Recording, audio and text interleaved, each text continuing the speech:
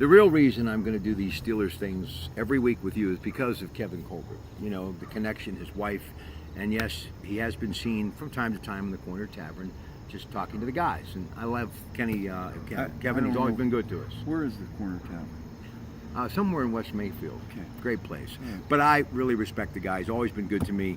And I just figured I could take care of the beloved Steelers, give you a little love, and I could go and get some sleep. You know what I'm saying? All right, here we go. Kevin's a tremendous man. Well, he spoke here, you said one time. He spoke here, yeah. He's a tremendous man. His brother actually started the program. He said it about at St. Vincent. But what Kevin does in the NFL is, I mean, the way the Steelers go about selecting who they want in their program is, they quantify a lot of things. And I think the biggest question they ask people is, if football was taken away from you, how would you respond? And if the kid says, I'd be okay, he's not going to be a Pittsburgh Steeler. No. No. You can't say that about everyone. Yeah. But a Steeler you can say that about. Okay? All right, here we go. The Vikings defeated New Orleans 29-19. Was your mission to really, give me a rough time when I come over here? No, not at all. Please, I'm actually... do you remember the Vikings game when Bud Grant was on and he came out? It was freezing. He came out in a T-shirt. Bud Grant, their old head coach, the guy was amazing. He was amazing. He just couldn't win the Super Bowl. And Dwight Collins actually played for him for a while. For him, and then he played for, I think, Wes Steckel, too. Right. Played Beer Falls. Oh, yeah. Right here. I actually tried to tackle Dwight on this film, but this isn't about me. Go ahead, Will. Okay, here we go. Sam Bradford, who was a tremendous quarterback out of Oklahoma, came in the league, obviously had a tough time, but now has found life again because he's got protection from an offensive line. 346 yards, 3 touchdowns. A lot of folks are wondering if Teddy Bridgewater, even when he gets healthy, if he's going to get back in the lineup. But they beat New Orleans 29-19. Westwood won, of course. We had it on KDK. This week, it's the Lions and Giants after the Allegheny Health Network program with yours truly and Dr. Gerald Pfeiffer will join that game in progress. But this is the key to the Vikings. Adrian Peterson now with New Orleans. Didn't have a really good game the other night, but it's early. 32 years of age, coming into the game with 11,747 yards. He's a Hall of Famer. He'll be okay. But you were kind of shocked, and this is why I say you're going to give me a rough time. He's playing me. He actually thinks I don't think he pays attention to the Steelers, but he does when he's not watching game film or taking a nap, which you deserve on Sundays, okay? But Delvin Cook, the young man from that place in Florida, State, he's phenomenal. 127 yards on 22 carries. I'm amazed at the rookie talent in the NFL and how quick it's developed. Why is that? I just think that the college, the premier Division I programs, on the way that they train their players, and these kids have opportunities to be able to interact with guys who are on NFL teams, and these guys are be able to talk with them about what's expected of them when they get to the next level. We're talking about the top teams in Division I, and obviously Florida State would be one. But these kids are coming into the NFL, and it used to be like if you were a rookie, you wait a couple of years before you'd see production. I mean, I think the 2 kids last year for the Cowboys, I mean, that was... And they picked up where they left off. They're pretty good. Yeah, I know. Dak Prescott and Ezekiel Elliott we're talking about, of course. Stephon Diggs recorded his second multiple touchdown game. Linebackers Anthony Barr and Eric Kendricks had a big night. 8 tackles for Anthony Barr and 6 for Eric Kendricks. Now, I know New Orleans, and my great young producer, Michael Garr, told me the other night at the Brighton Hot Dog Shop, New Orleans isn't that good, but still, Minnesota's a whole lot better than people thought they were going to be. And with somebody like Delvin Cook now in the backfield and Bradford getting protection, and you got some good talent at wideout, Steelers going to be tested in this game. Sunday. Oh, they're going to be tested. There's no question. Just one word about the New Orleans Saints is, I mean, their guy's going to be a Hall of Famer. Drew Brees is going to be in the Hall of Fame. Oh, yeah, and they got a pretty good coach, too, Sean Payton. Oh, they've got a really good coach in Sean Payton. I mean, these guys know what they're doing. I think the Steelers, you'll see a marked improvement from week 1 to week 2. And I think a lot of it's going to come down to being able to get the ball in Bell's hand and get him into, he just did not look like he was in his usual form of patient running. Wouldn't that make a coach nervous, though, to see somebody dance on the line of scrimmage that way? He did it all last year. I know. And all of a sudden, we used to call it dancing. You hit the hole, and the kid ended up, rewriting the record books.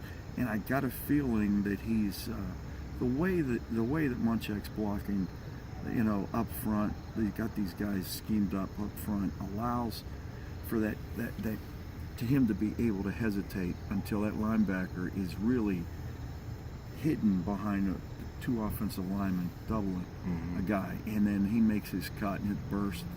What he has is, he's the real deal. I mean, It made me, I just thought of something. Years ago, our good friends from Rhino, I saw an 8mm film of Tony Dorsett playing here for Hopewell High School against Beaver Falls. Talent on loan from God. What a tremendous football player, Tony Dorsett. One of our running back coach has been with me forever, Mike DeCellis, played in that game. Yeah, and at that time, Tony Dorsett was about 155 pounds. Yeah. All right, Mike Tomlin, of course, defense coordinator 06 for the Vikings. Steelers running back coach James Saxon held the same position for the Vikings in 2011-13.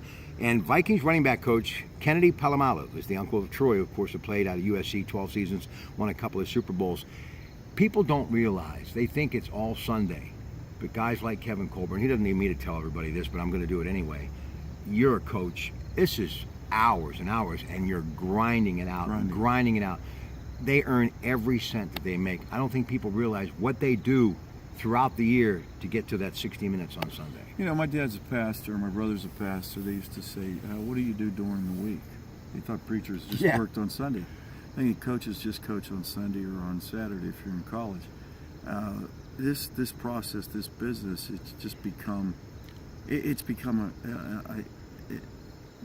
there's never an end to it.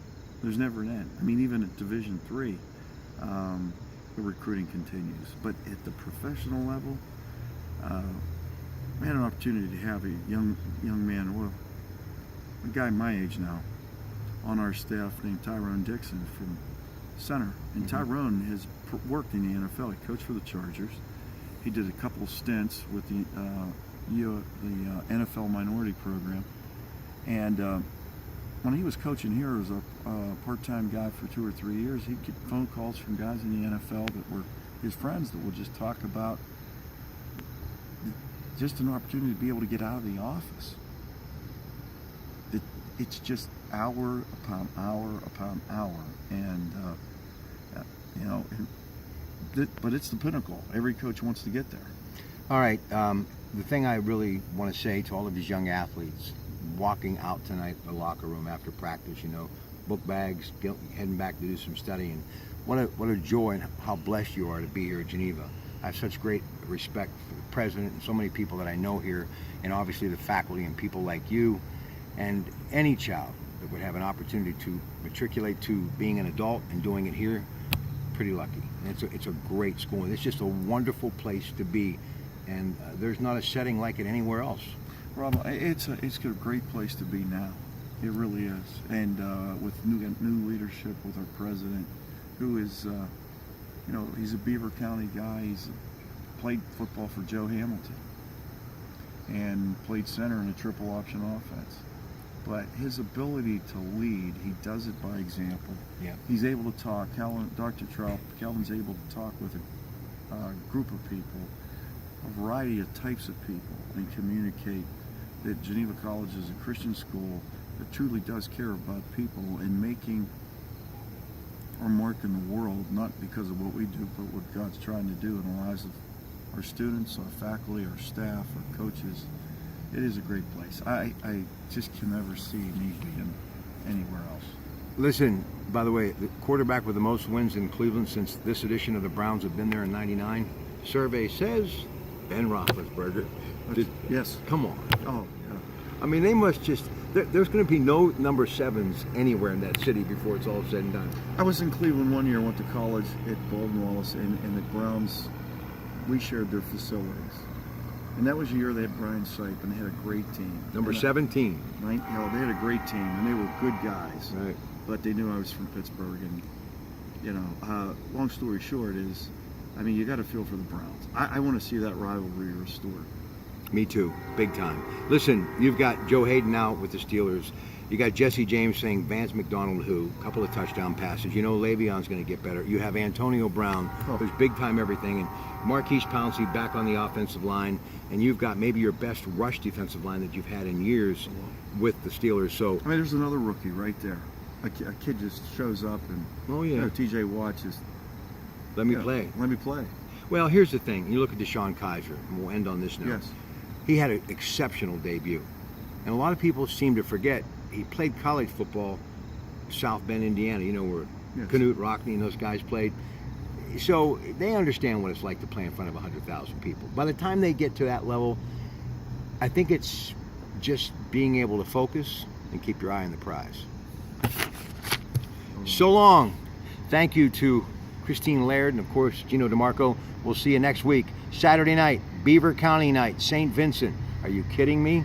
Break your plans. It'll be a good night. So long, everybody.